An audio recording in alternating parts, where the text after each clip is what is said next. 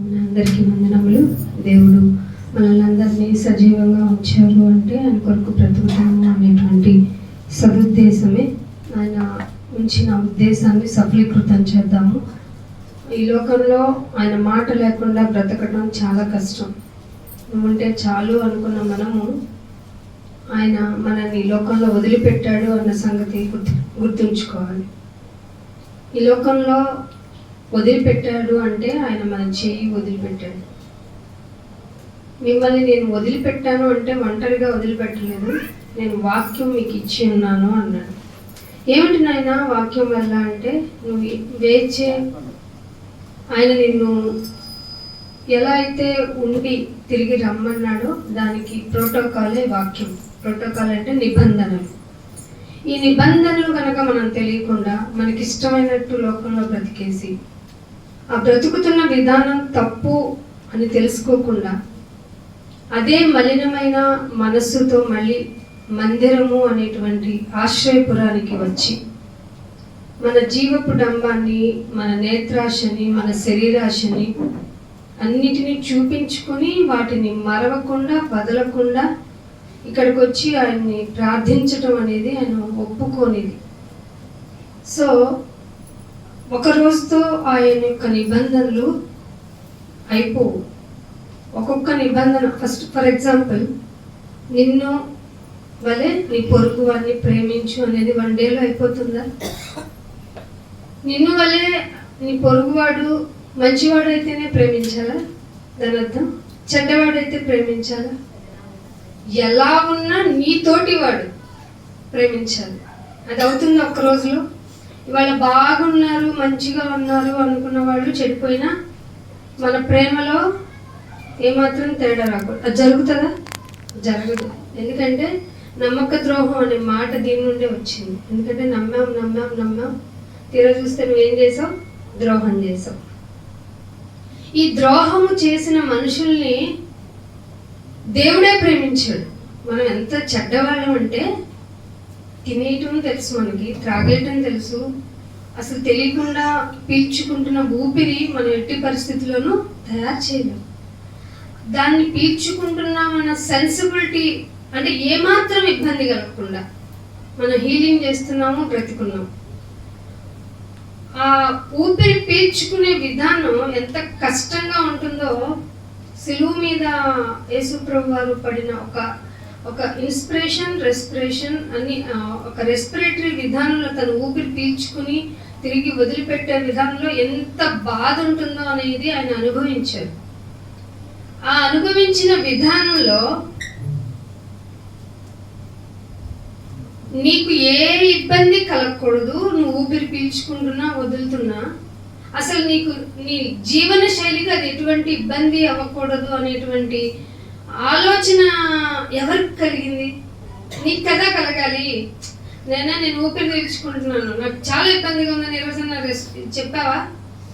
Oxygen తీసుకో అంటే మీకున్న ప్రాబ్లమ్స్ నిమ్మనో లేకపోతే ఏదో ఊపిరితిత్తులకు సంబంధించిన ప్రాబ్లం అనో ఇవనో అవనో వాటి వల్ల మనం తెచ్చుకున్నవే ఇవన్నీ. కామన్గా ఊపిరి పీల్చుకోవడం అనేది మనకు తెలియకుండానే జరిగిపోతుంది. ఈ ప్రాసెస్ నాకు కష్టంగా ఉంది, ఎందుకు ఇంత తేలిక చేసావని కానీ, ఎందుకు ఇంత కష్టం చేసావని కానీ ఎప్పుడన్నా ప్రార్థన చేశారా? దీని గురించే ఆలోచన లేకుండా నీకు బతికిస్తున్న దేవుని యొక్క తెలివి, జ్ఞానము, నీ మీద అంతకు మించిన ప్రేమ నిన్ను ఇక్కడికి తీసుకొచ్చి ఈడ్చికొచ్చి ఇక్కడ పడేయాలి కదా. మీరేంటో ఆరాధన చేయమంటే విజ్ఞాపనలు చేసేస్తున్నారు. ఆరాధనకి విజ్ఞాపనకి డిఫరెన్స్ తెలియాలి. మీరు విజ్ఞాపనలు ఇంటి దగ్గర చేయటం లేదనమాట. కుటుంబం గురించి ఆరాధన అంటే ఒక చిన్న లైన్లో చెప్తూ ఉంటారు పాస్టర్ గారు మీ మెసేజ్లో వాటిలో. నాయనా, ఈ లోకంలోకి వచ్చి కళ్ళు తెరవగానే నాకున్న ఆలోచనలన్నీ ఈ లోకానికి సంబంధించినవి.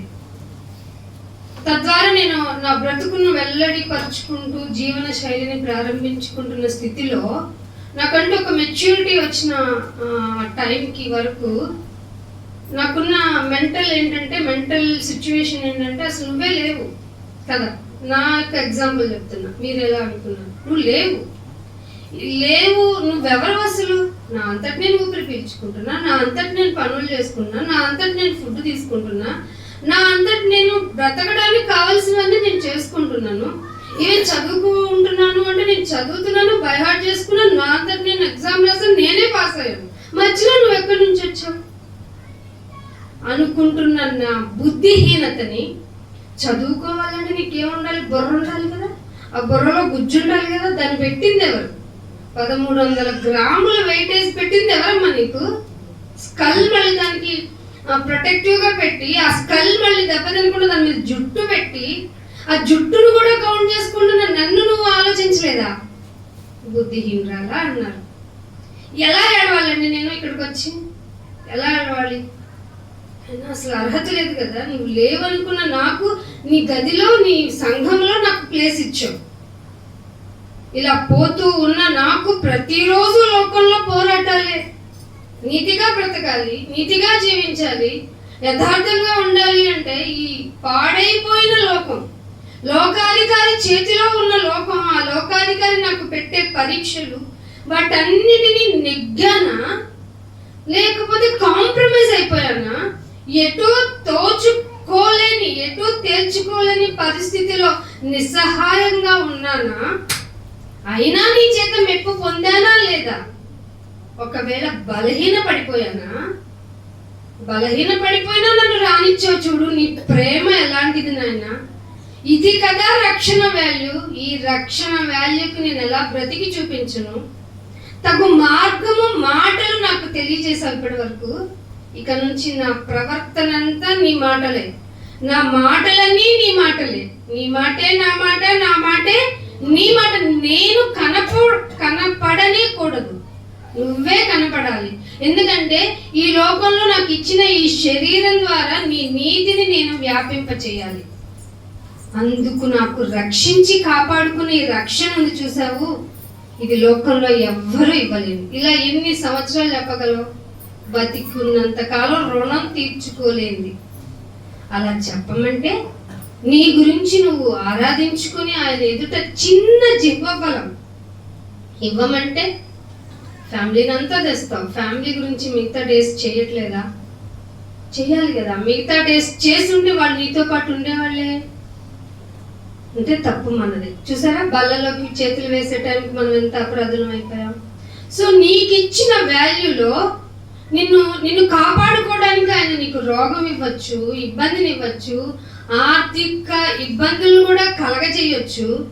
ఆర్థిక ఇబ్బంది అయితే ఏమవుతుంది? కట్టలేమేమో 1.5 అసలు అక్కడి వరకు ఆయన రానివ్వడు. కట్టలేము, చెయ్యలేము. ఈలోపు పరలోకంలో స్థానం ఏమైనా పోతుందా? నెవర్ బీన్ కదా.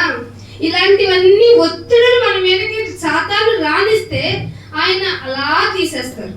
అది ఆయన కెపాసిటీ. ఆ కెపాసిటీని గుర్తుపెట్టుకుని ధైర్యంగా ఉండాలా? బాబోయ్ ఏమైపోతుందో ఇక నేను నా వల్ల కాదు అని బిక్కుమంటూ బ్రతకాల.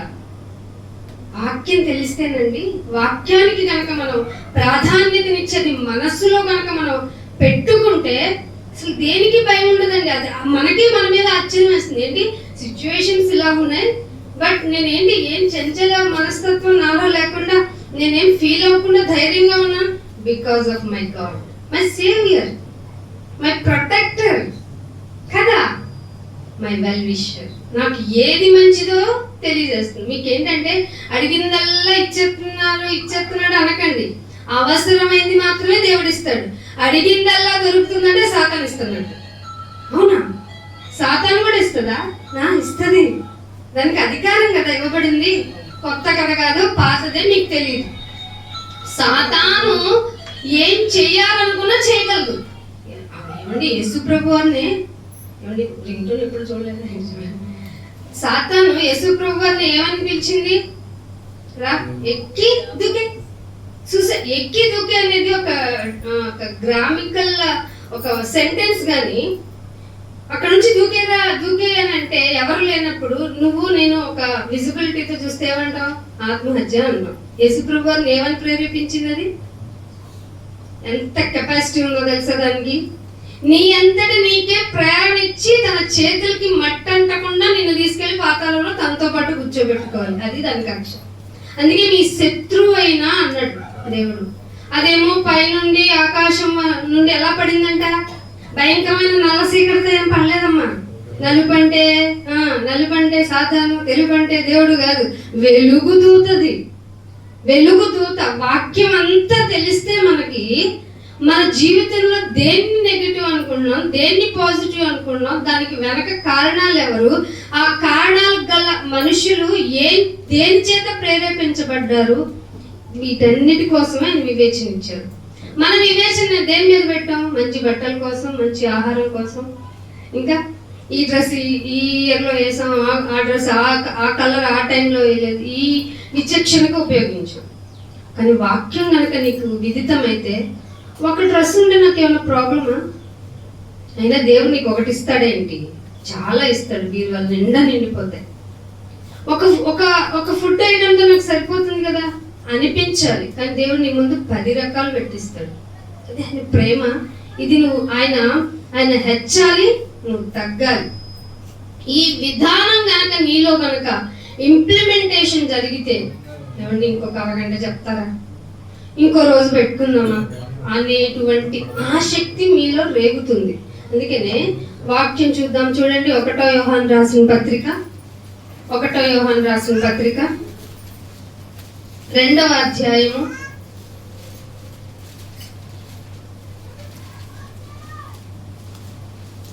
5వ వచనం. జాగ్రత్తగా వింటండి. ఆయన వాక్యం ఏం చేయాలట? వినాలనుందా, గైకొనాలనుందా? ఏమనుంది? గైకొంటాం అంటే what is this, why is this, why for that, అంటే ఎందుకు, ఏమిటి, ఎలా అనే వాళ్ళని మనం జోకర్లు అనుకున్నాం. కాదు, గైకొనాలి. వాక్యము ఎవడు గైకొనునో వానిలో దేవుని ప్రేమ రియల్ గా ఉంటుందట, రియల్ గా పరిపూర్ణం అవుతుందంట. అంటే ఇప్పుడు మనం రియల్ గా ఉండాలి, పరిపూర్ణులై ఉండాలి అంటే ఏముండాలి మనకి? వాక్యం అంటే నాగేశ్వరికి నేర్చుకుంటారు అంటే కదా. ఇది శరీరపరమైన ఆనందం.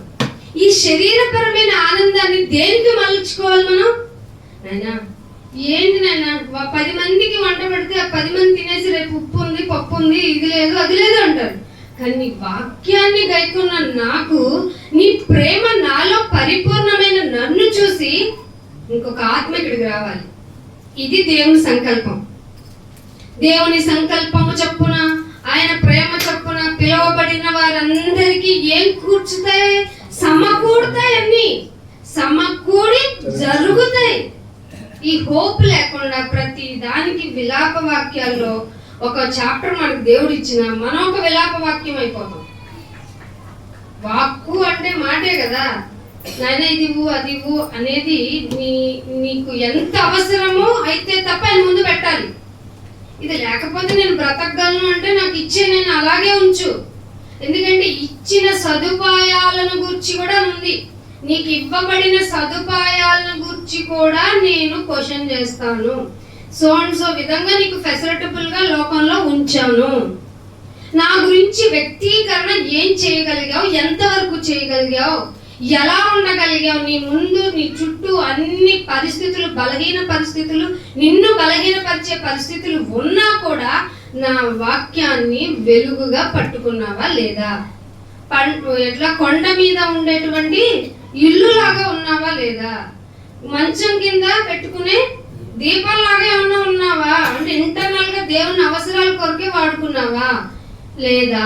నన్ను ఏ విధంగా చెబితే ఇంకొక ఆత్మ, ఎందుకంటే అందరూ పడిపోయిన వారే కదా, అందరూ పాపము చేసి, పాపములో కాదు పాపము చేసి మనందరం దేవుని పుట్టుకతో మంచివాళ్ళం. ఈ లోకంలోకి వచ్చిన తరువాత ఈ పాప ప్రపంచమైన దాని వల్ల ఆకర్షితులం అయిపోతాం అని తెలిసే జగత్తు యొక్క పునాది వేయలేదు గనక అప్పుడే ఆయన నిర్ణయించుకొని క్రీస్తు ద్వారా పిలిపించుకున్న మనము మరలా ఎలా ఉన్నాము? వాక్యం వద్దులేనైనా అని అనుకోకూడదట.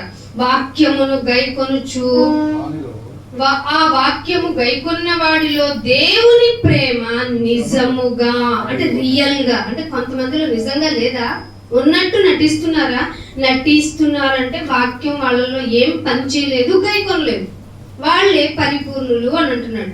అందుకే నువ్వు ఎవరెవరిని పిలిచావయ్యా అంటే కీర్తనల గ్రంథం చూడండి, కీర్తనల గ్రంథము 50వ కీర్తన 50వ కీర్తన మొదటి వచనం చూడండి. ఏమిస్తున్నాడు? బాబు అంట. ఆజ్ఞ అంటే ఆజ్ఞ. ఏమని ఆజ్ఞ? తూర్పులో నుంచి పడమటి దిక్కు వరకు ఉన్న ఓన్లీ ఎస్సీ ఎస్టీ పీపులేనా? ఓన్లీ అడగాలిన పీపులేనా? కాదు కదా. భూ నివాసులు, భూలోకంలో నివసించే వారందరికీ దేవుని ఆజ్ఞ. దేవుని ఆజ్ఞ ఏమిటయ్యా అంటే మీకు ఇష్టమైతే రండి, కష్టమైతే పోండి అని కాదు. ఆజ్ఞ ఆజ్ఞ ఇచ్చుచున్నాడు, మీరందరినీ రమ్మని. ఏమని పిలుస్తున్నాడు? మీరు రావాల్సిందే. అదేంటి ఒక తెగకి పిలవలేదా? ఇదేంటి మన బుక్లో మన గురించే కదా ఉండాలి అంటే భూ నివాసులు. ఏమండి వాక్యం ఏంటంటే ఎంత క్లియర్ గా ఉంది. యేసుక్రీస్తు అందరికీ ప్రభు, అందరికీ ప్రభు అని వాళ్ళు చెప్పుకుంటారు. బైబిల్లో ఎక్కడ ఉంటుంది? బైబిల్ వచ్చి చూడాలి కదా. అందరికీ ప్రభు, అందరికీ ప్రభు అయిన ఆయన నిన్ను మామూలుగా పిలవట్లేదు. ఇది ఆజ్ఞ. రమ్మనడం అనేది ఏంటట? ఆజ్ఞ. రాలేనయ్యా అని చెప్పడం ఏమిటట? సాకులు చెప్పడం. రాలేనయ్యా, ఉండలేనయ్యా. నువ్వు ఎంత పాపివైనా సరే ఆయన మనల్ని ఎంత పాపులు అనేది మన వ్యక్తిగతంగా ఆయనకి తెలుసు. ఒకరోజు అందరి పాపాలు ఆయన చూపిస్తారు. కానీ చూపించకుండా ఉండాలి అంటే నీకు ఒకే ఒక్క మార్గం, ఇక్కడ ప్రక్షాళన చేసుకోవడం, ఆయన్ని అంగీకరించడం, అందుకు పిలిచిన ఆజ్ఞకు లోబడటం. ఆజ్ఞ సుమ, ఆజ్ఞను అతిక్రమిస్తే భూలోకంలో ఉన్న అందరూ ఇప్పుడు ఆజ్ఞను ఏం చేశారు? ఎట్లా పాపాత్ములు అయ్యారో తెలిసిపోయింది కదా. నాకు పాపం ఏంటంటే నేను చీమకు చేయవు అపకారం, ఎవరికో చేస్తావు, అది ఎవరికి చెప్పవు. కానీ అది చూసేది ఎవరు? దేవాది దేవుడు. సో నాన్న మీ ఆటలు నా దగ్గర చల్లో, నేను ఎవరిని పరిశీలిస్తాను? మనుషులు కాదు, మనుషు యొక్క హృదయ అంతరంగాలన్నిటినీ పరిశోధించేవాడను. ఇది దేవుని యొక్క నిజ క్యారెక్టర్. నువ్వు ఇచ్చిన కొబ్బరికాయ తిని అని పోనుకొచ్చి ఎంత బై అన్నాడు. నీకేం కావాలో తెలుసుకున్నవాడు, నువ్వు ఏం చేస్తావో ముందే తెలుసుకున్నవాడు, వాటన్నిటికీ ప్రక్షాళన జరిగించి నీకు ఒక ఆజ్ఞనిచ్చి నిబంధననిచ్చి నువ్వు ఒక ఆశ్రయదుర్గము అని చెప్పుకోబడిన ఈ లోకంలో వేరు చేయబడిన సంఘంలోనికి వచ్చి నిన్ను నువ్వు బాగు చేసుకొని ఆ బాగు చేసుకుంటున్న ప్రాసెస్ అనేది నువ్వు చచ్చే వరకు జరగాలి. అంటే కడుక్కుంటూనే ఉండాలి. ఒకసారి పోతుందండి మురికి, ఈ మలినము అంటే పోయేది కదా జిడ్డు, దాన్ని కడుక్కోవాలంటే ఆయన మందిరంలోనికి రావాలి. ఇది దేవుని వలనైన క్రొత్త నిబంధన. దీనిలోనికి వచ్చిన మనం అందరము ఆయనని జ్ఞాపకం చేసుకుంటున్నాం. ఆయన జ్ఞాపకం చేసుకుంటున్న విధానంలో ఆయన ఇచ్చిన ఆజ్ఞ ప్రకారం ఉన్నామా లేదా? అందుకని 7వ వచనంలో అంటాడు చూడండి. 7వ వచనంలో ఏమంటాడు? నా జనులారా, ఏం చేస్తాడట? నేను మాట్లాడను, మౌనంగా ఉంటాను, నాకు నోరు లేదు, చెవులు లేవు, కళ్ళు లేవు అనుకుంటున్నాడా? దేవుడు నేను మాట్లాడబోతున్నాను, ఏం చేయాలట? మీరు మాత్రం వినకుండా ఉండండి అన్నాడా? ఆలకించాలి. చెప్పే వాళ్ళు ఏం చెప్తున్నారో ఆలకించండి. పైగా చెబుతున్నది ఎవరు? దేవాది దేవుడు. భూరాజులందరినీ రండని ఆజ్ఞ వేసి పిలిచిన దేవుడు. ఆయన ఏమంటున్నాడు? ఆలకించండి, నేను దేవుడను, నీ దేవుడను. రేపు నీ మీద సాక్ష్యం పలకపోయేది కూడా. ఇదేంటి దేవుడు అంటే కొబ్బరికాయ తీసుకొని, పువ్వులు తీసుకొని, దశంభాగం తీసుకొని సైలెంట్ గా ఉండేవాడు అనుకున్నాం? నో. ఆయన నువ్వు ఇచ్చే విధానంలో ముందు నీ మనసును చూస్తాడు.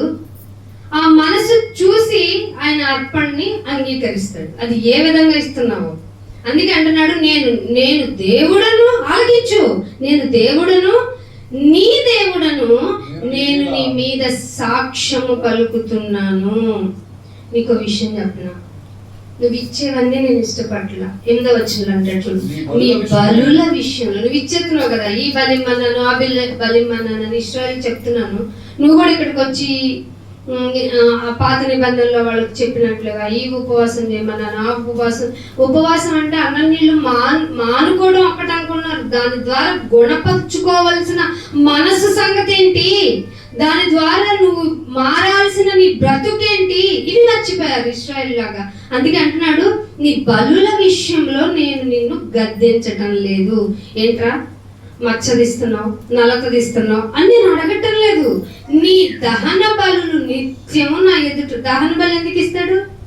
ఏదైనా పాపం చేసేస్తున్నానా, పాప పరిహార బలు ఇస్తున్నానా, ఏదైనా దోషం చేశానా, ఏదైనా ఏ విధంగా అపవిత్రుడు అయిపోయినానా, ఇవన్నీ నా ఎదుట ఉన్నాయి. వీటి విషయంలో నేను గద్దించను. ఎందుకురా పద్దాగా తీసుకొచ్చి ఒక జంతువుని బలి చేస్తున్నావు అని అనటం లేదు. పైగా నీకు తెలియని విషయం ఏంటంటే, నువ్వు అర్పించేది ఏదైనా, అడవి మృగాలు మొదలుకొని 1000 పశువులైనా, కొండల్లో పక్షులైనా, పైగా పొలంలో ఉన్న పశు స్వాధులైనా, ఏవైనా ఎవరివి? నా వశంలో ఉన్నవి, నావి, నేను చేస్తే నా మాట చెప్పగా పలికినవి, అవన్నీ తీసుకొచ్చి నాకు ఇస్తున్నావు.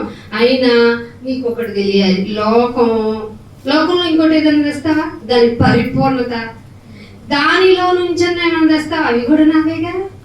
లోకము దాని పరిపూర్ణత నావే. నీకు విషయం చెప్పను, నేను ఆకలిగా ఉన్నా నీకు చెప్పను అన్నాడా లేదా? కింద వచనం చూడండి, 12వ వచనం, దేవుడి కంటే ఆకలిసినా నీకు చెప్పడంట. అంటే బలులు ఏమన్నా తినేస్తాడా? ఆగ్రహాన్నిస్తాను అన్నాడంటే ఎంత నాన్ వెజిటేరియన్ అండి వీళ్ళ దేవుడు. నాన్ వెజిటేరియనా? నీ బలి కోసం, నీ పాపం కోసం ఒక నిర్దోషమైనది, ఒక అమాయకమైన జీవి రక్తం చిందించి తన ప్రాణాన్ని కోల్పోతుంది. అక్కడ నువ్వు ఆలోచిస్తావని, ఆలకింపు అన్నాడు ఒక మాట ముందులో. ఆలకించు. నువ్వు బలులు ఎందుకు ఇస్తున్నావో ఆలోచించటంలా, దహన బలులు ఎందుకు ఇస్తున్నావో ఆలోచించట్లే. ఇక్కడికి వచ్చి ఏడుస్తున్న విధానంలో నువ్వు ఏ విధంగా రియలైజ్ అవుతున్నావో నువ్వు తెలుసుకోవటంలా అంటున్నాడు. నువ్వు ఏం చేసినా, ఏమిచ్చినా ఆ లోకంలో దాని పరిపూర్ణతలో నావే కదా. వృషభముల మాంసం అంటే పొట్టేళ్ల మాంసం నేనేమన్నా తింటానరా? నేనేమన్నా నాన్ వెజిటేరియన్ అనుకున్నారా?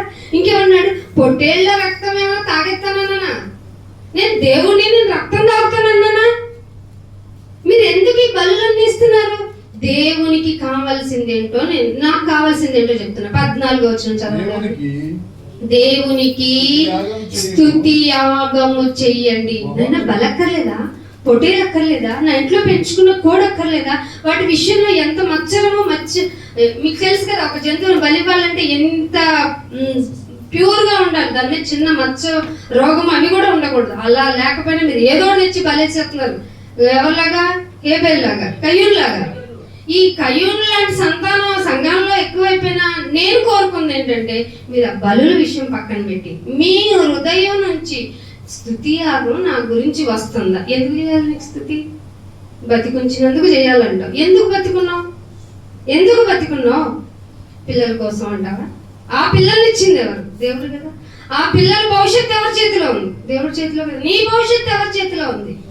భూత వర్తమాన భవిష్యత్ కాలాలు ఎరిగిన దేవుడు నిన్నేం చేయమన్నాడు? నా గురించి ఆలోచించు చాలు అన్నాడు. నేను ఆలోచించానయ్యా, ఇక నాకేం పని లేదంటావా? అయితే నన్ను జ్ఞాపకం చేసుకోమని నిన్నెందుకు చెప్తాను? మీరు తినుచున్నప్పుడల్లా, త్రాగుచున్నప్పుడల్లా నన్ను జ్ఞాపకము చేసుకున్నటకు. ఒకసారి చేసుకున్నాం కదా, చేసుకునే పశ్చాత్తాపడి రక్షణ తీసుకున్నాం కదా. మళ్ళీ గుడికి వచ్చినప్పుడల్లా నన్ను జ్ఞాపకం చేసుకోమంటావేమిటి నాయన? స్తుతి యాగం చేయాలి. స్తుతి యాగము చేయము. మహోన్నతుడికి నువ్వు మొక్కుకోవలసిన మొక్కుబడులు ఉన్నాయి. బతికించావంటే నా ద్వారా నువ్వు ఎంతగా నా గురించి చెప్పగలిగావు. చెప్పడమేనండి. అందుకే చెప్పటంతోనే మనం వినుట వల్లనే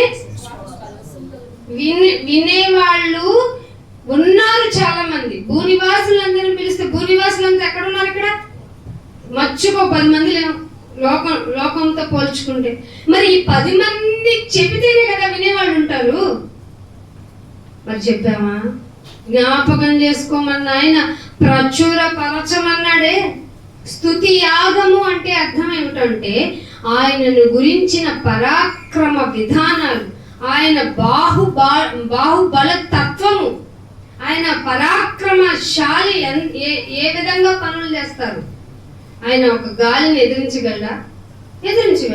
దానికి మించింది ఆయన కొట్లలో తాళం వేసి పెడతానన్నాడు గాలిని. ఆయన ఇవన్నీ చెబితే అతిశయోక్తిగా ఉంటుంది, కానీ కేపబిలిటీ కలిగిన అసలైన దైవత్వము ఎలా ఉంటుందో మన ద్వారా తెలియాలి.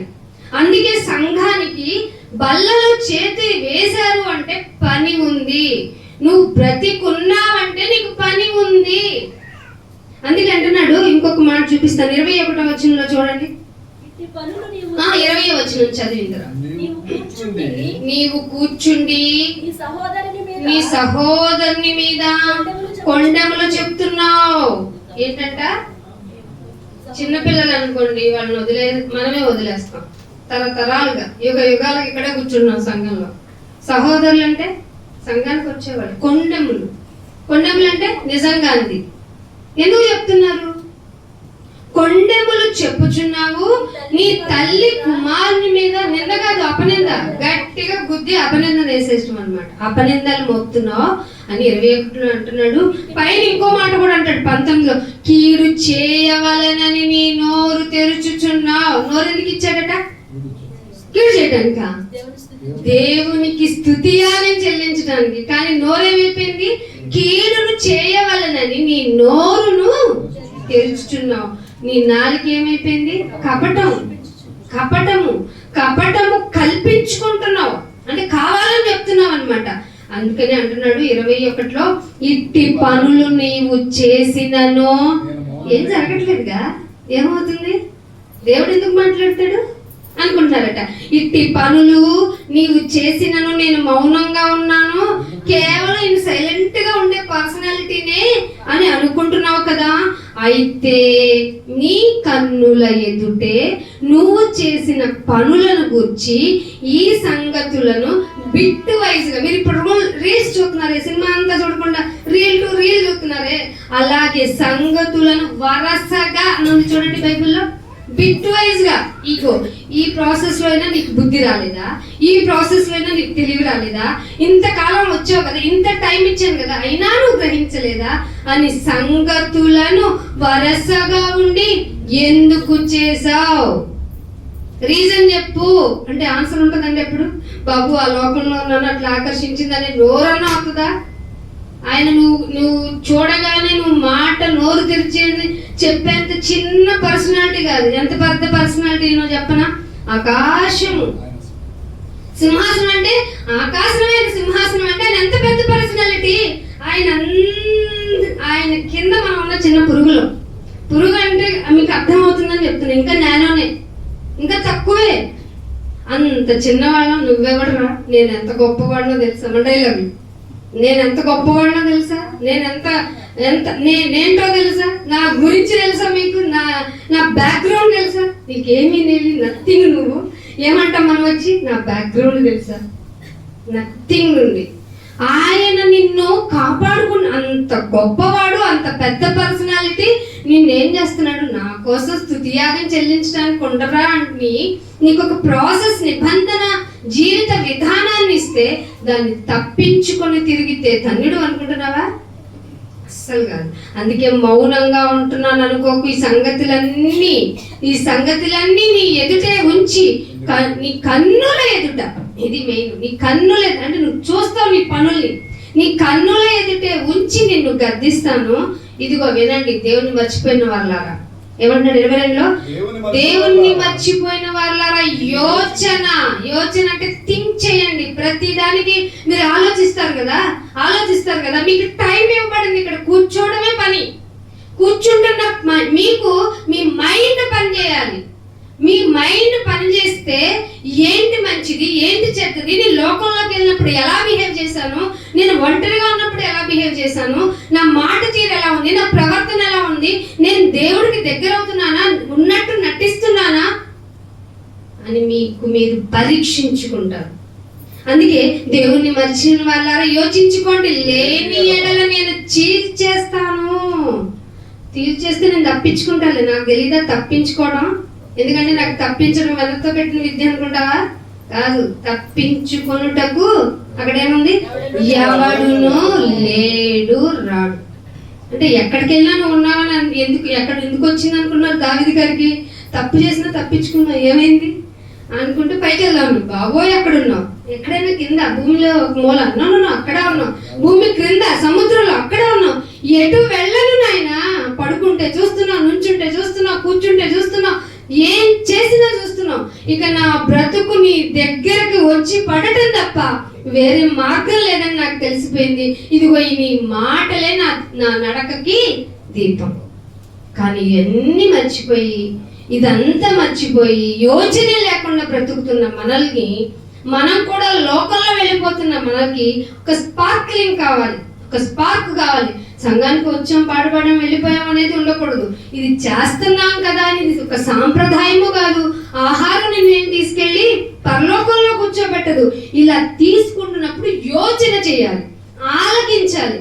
ఈ యోచన చేసినప్పుడు నేను చేస్తున్నది ఏంటి, ఇక్కడ చెప్పబడింది ఏంటి, అయినా బల్లలో చేతులు వేసేంత ఆరోగ్యం, ఆయుష్ నాకు ఉంది అంటే ఆయన నన్ను సరి చేసుకోమన్నాడని అర్థం. లేదు అన్నీ చేయకుండా, అంటే ఏమి చేయలేదు ఆయన వచ్చానంటానికి వీల్లేదు. అందరము మాటలో తప్పిపోయాము, ఆ మాటలో తప్పిపోయాము, నేను పరిశుద్ధిని కానని తీసుకుంటున్నానంటే ఇప్పుడు నన్ను పరిశుద్ధీకరించి మళ్ళీ బలపరిచి లోకంలోకి పంపిస్తున్నాను అంటే నా నీతిని నా ఇంటి నుండి ప్రారంభించి వీధి వీధిలో నా ద్వారా వ్యాపింప చేయాలి. అది నీ ధ్యేయం. అందుకు నన్ను సఫలీకృతం చేయి, నన్ను బలపరచు.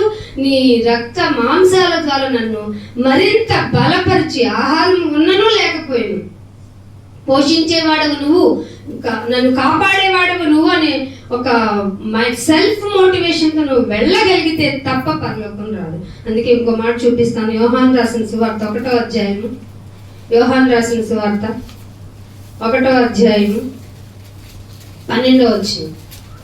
1వ అధ్యాయం. ఈ విధంగా ఎవరైతే నన్ను అంగీకరిస్తారో, ఎందరు అంగీకరిస్తారో వారందరికి అనగా తన నామమందు విశ్వాసం ఉంచు వారికి. ఏంటా నామము? ఇశ్రాయేలుకి అయితే యేసు ప్రభు వారి మీద నామం మీద విశ్వాసం లేదు కాబట్టి ఆ నామము, మనమైతే అసలు దేవుడే లేడని ఉన్న దేవుడికి డూప్లికేషన్స్ చేసుకొని ఒక పాము, ఒక దేవదూత అని, చెట్టు దేవదూత అని, ఇంకా ఏవేవో మనకి కుక్క, నక్క, పంది అన్ని మనము దేవుళ్ళు అనుకుంటున్న మనల్ని పక్కకి లాగేసి ఆయన నామములో విశ్వసించిన వారందరికీ ఏమవటానికి ఇచ్చాడట? దేవుని పిల్లలు అవ్వటానికి అధికారం. ఇప్పుడు మనం ఎవరమండి? దేవుని పిల్లలు దొంగతనం చేయొచ్చా? దేవుని పిల్లలు అబద్ధం ఆడొచ్చా? దేవుడి పిల్లలు కొండలు చెప్పొచ్చా? దేవుడి పిల్లలు ఏ విచారాలు చేయొచ్చా? దేవుడి పిల్లల్ని నెగ్లెక్ట్ చేయొచ్చా? అప్పో ఇలా చెప్పుకుంటూ పోతే మన అపరాధాలు మన మీద ఎన్ని ఉన్నాయండి? ఏ చూపుతో చూడొద్దన్నాడు? ఎవరైనా మోహపు చూపుతో చూస్తే ఆ రోజే చచ్చావు నువ్వు అన్నాడు. అంత తీర్పు, అంత స్ట్రిక్ట్ జడ్జిమెంట్ లో ఉన్న మనం ఎలా బ్రతకాలి?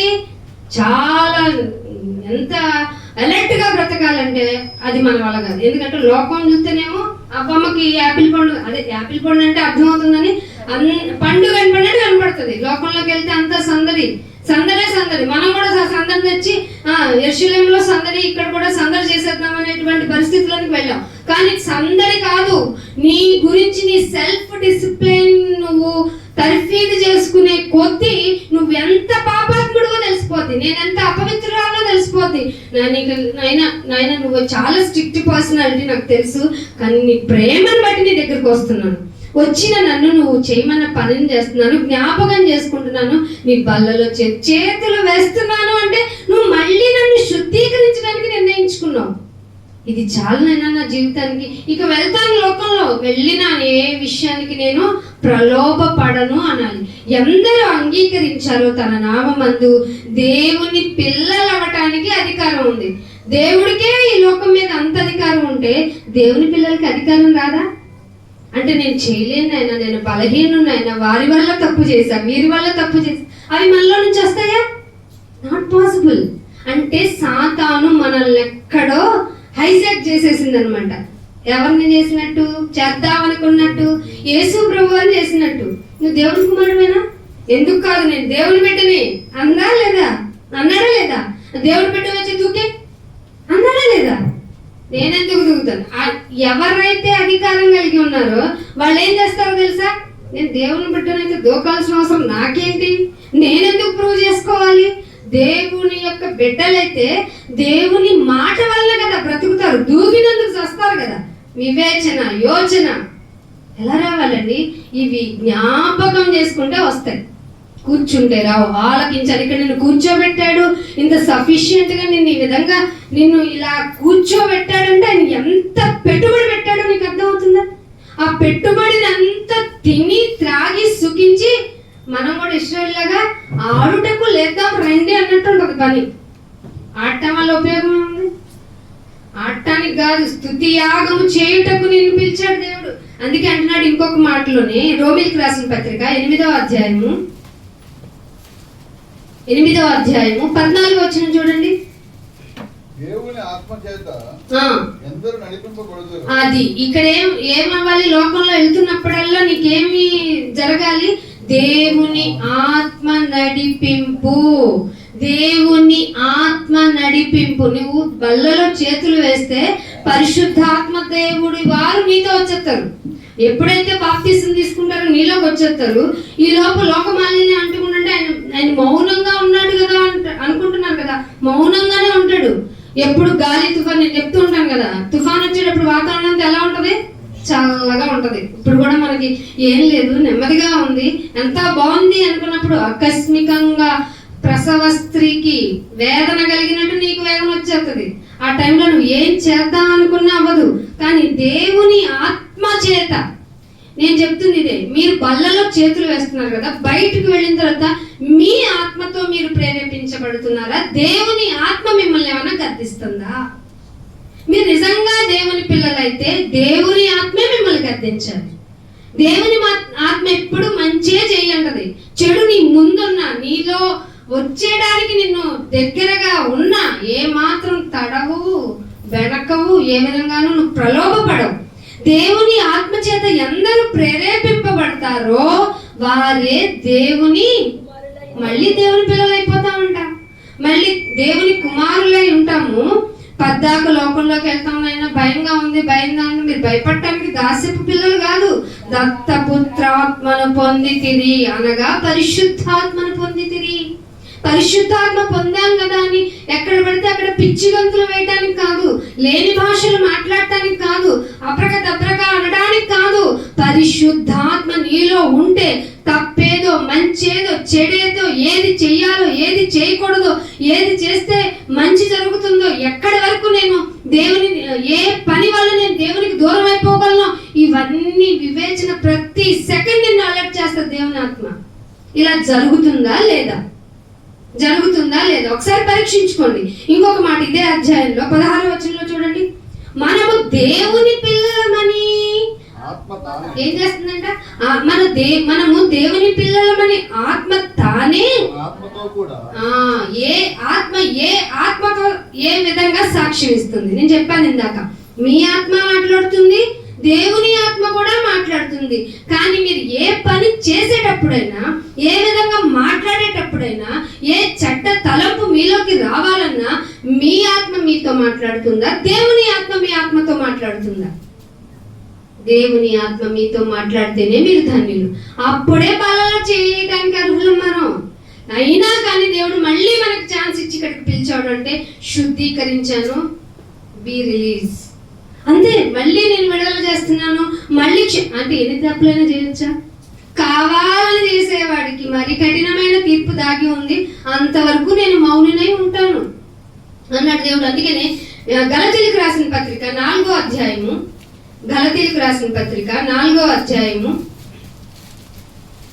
6వ వచనం చూడండి. ఏమై ఉన్నాము మనం? ఇప్పుడు దాకా విన్నాం కదా, ఆత్మ చేత ప్రేరేపించాలి, ఆత్మే మనల్ని తప్పో ఒప్పో చెప్పాలి. సో ఇవన్నీ కలిగి ఉన్న మనము కుమారులమై ఉన్నాం గనక అప్పుడు మనం ఏమని పిలుస్తాం? తండ్రి, నాయనా, అబ్బా అని మొరపెడుతున్నప్పుడు అనుకోకండి. ప్రార్థనకి టైం దొరికితే మీరు చేయండి, మేమొద్దులే మారొద్దులే అనకండి.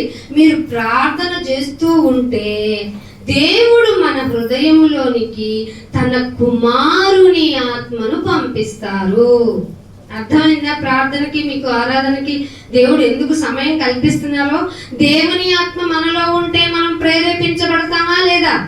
మంచికేదో చెడకేదో అలా ప్రేరేపించబడాలి. దేవుని ఆత్మ నీకు ప్రేరేపించాలి, నిన్ను అడగాలి, నీకు హెచ్చరించాలి అంటే నువ్వు ఎక్కడికి వచ్చేయాలి? మళ్ళీ సంఘంలోనికి వచ్చాలి. వచ్చిన నువ్వు రక్షణ తీసుకున్న నీవు సెకండ్ స్టెప్ ఏంటి? బల్లలో చేతులు వేయాలి. చేస్తున్న నీకు ఏం చెప్పాడు? నన్ను జ్ఞాపకం చేసుకో అన్నాడు. మీరు ప్రార్థన విజ్ఞాపనం చేస్తున్నప్పుడు ఎవరిని పంపిస్తాను అన్నాడు? కుమారుని ఆత్మను మీలో పంపిస్తాను అన్నాడు. అప్పుడు ఆయన మనకి సంచుకరువుగా ఉండి నీకు ప్రతి అడ్వైజ్ ఇవ్వగలరు. అంత దగ్గరగా లేకుండా, అంత దగ్గరగా ఆయన్ని సమకూర్చుకోకుండా దూరంగా ఉండి పెదవులు మాత్రం ఆయనకి దగ్గరగా పెట్టి, చెవులేమో ఆయనకి దూరంగా పెట్టి, హృదయం మందం చేసుకొని ఇదిగో నీ కొరకు నేను బ్రతుకుతున్నానంటే నిన్ను ఆయన ఎలా అంగీకరించగలరు? ఎలా బల్లలో చేతులు వేస్తున్నావు నువ్వు ఇలాగా?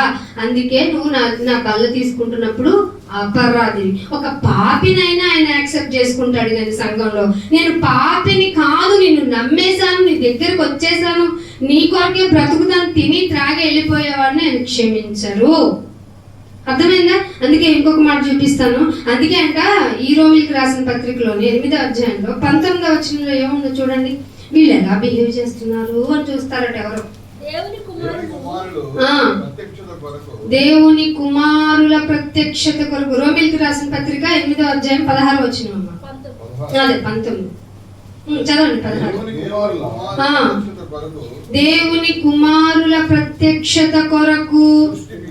సృష్టి అంటే మీ భాషలో చెప్పండి. పంచిపోతారు. గాలి, నీరి, నింగి, నిప్పు. ఏంటి? గాలి నేను చూస్తూ ఉంటుంది కదా ఈ ప్రత్యక్షతని.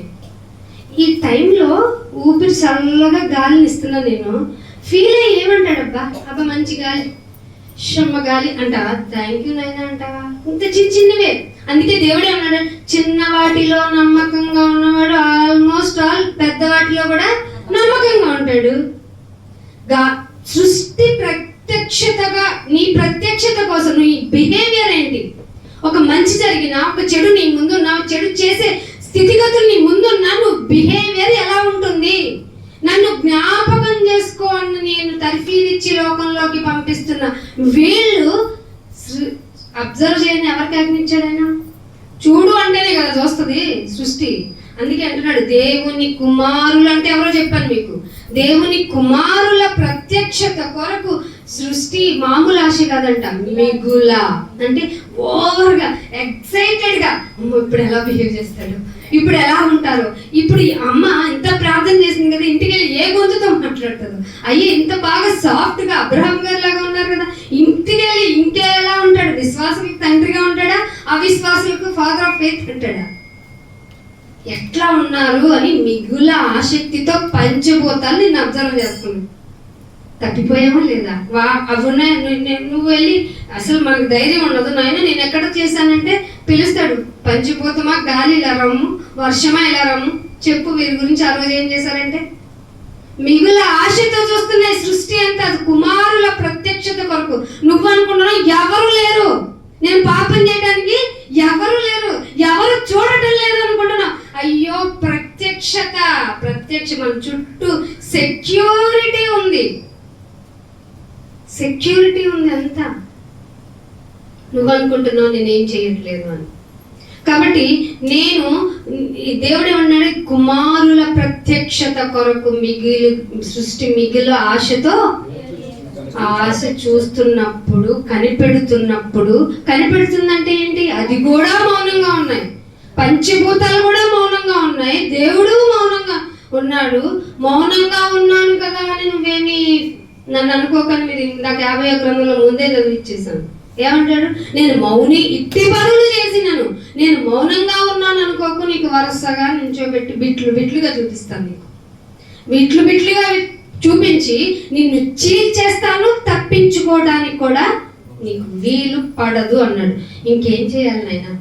వచ్చేసాను, నా గురించి తెలిసింది, నీ గురించి తెలిసింది, నేనేం చేయాలో తెలిసింది, తెలుసుకున్న నేను నీ బల్లలో చేతులు వేస్తున్నా, నేను ఏం చేస్తుంటే నేను నీ పనిలో ఉన్నానంటూ తెలుస్తుంది. ఈ ఒక్క మాట చూపించి ముగిస్తాను. అపోస్తుల కార్యము 2వ అధ్యాయము, అపోస్తుల కార్యము 2వ అధ్యాయము 46వ వచనం, 46వ వచనం. ఏముండాలి బల తీసుకునేటప్పుడు? నాయన వాడు మంచోడు, వీడు చెడ్డోడు, వాడు తప్పు చేశాడు, నేను తప్పు చేయలేదు, నేను ఎంత మంచోడు అని కాదట, మేమందరము పాపాత్ములమే, నీ కృప ద్వారా రక్షింపబడ్డాం అనేది ఏక మనస్తత్వమా కాదా?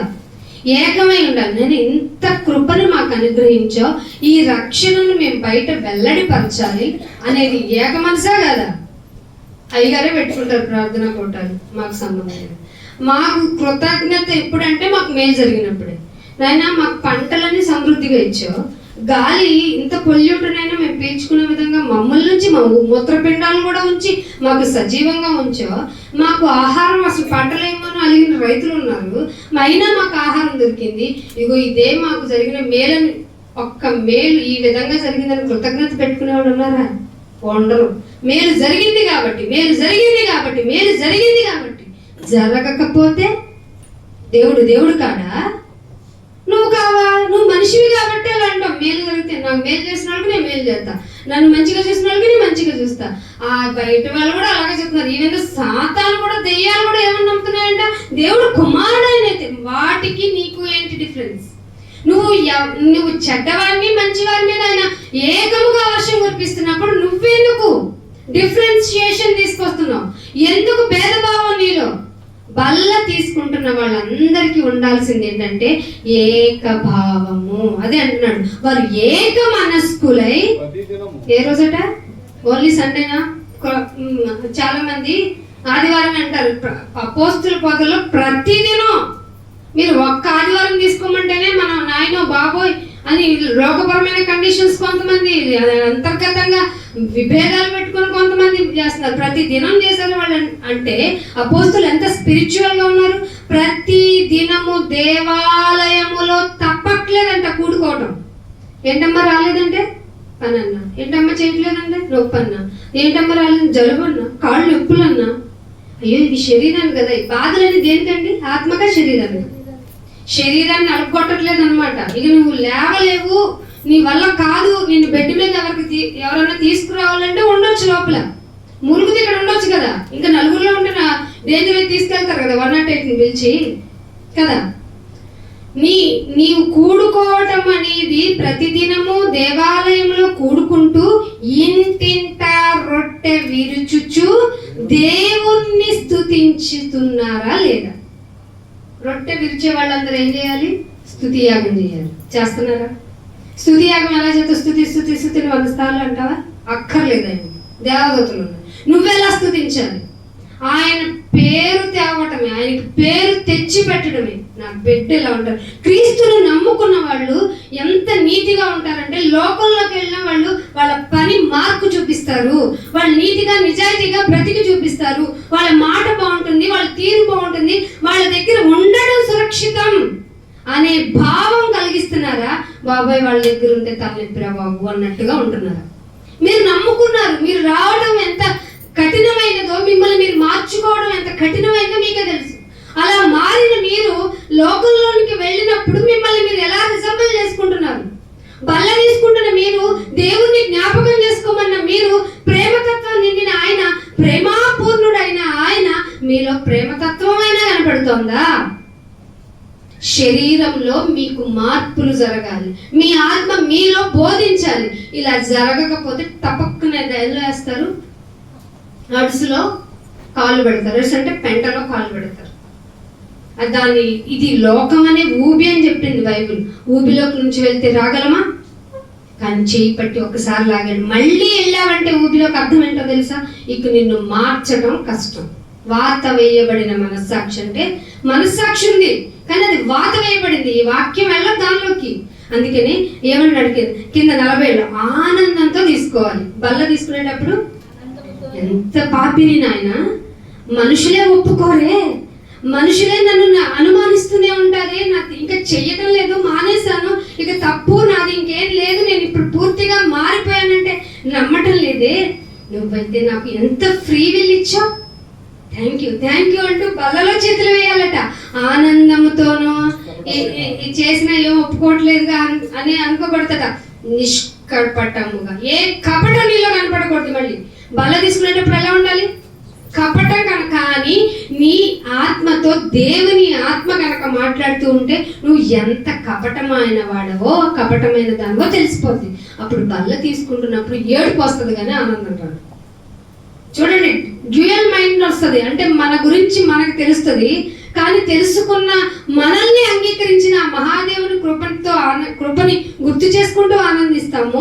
అప్పుడు ఇంకా నాలో ఏ తప్పితాలు ఏ దోషాలు పెట్టుకున్నాయినా ఇక నీ ఎదుటే ఉంటాను అనే నిష్కపటమైన మనస్సుతో నిష్కపటమైన హృదయముతో ఆహారాన్ని పుచ్చుకున్నారంట. నువ్వు అలా పుచ్చుకుంటున్నావా?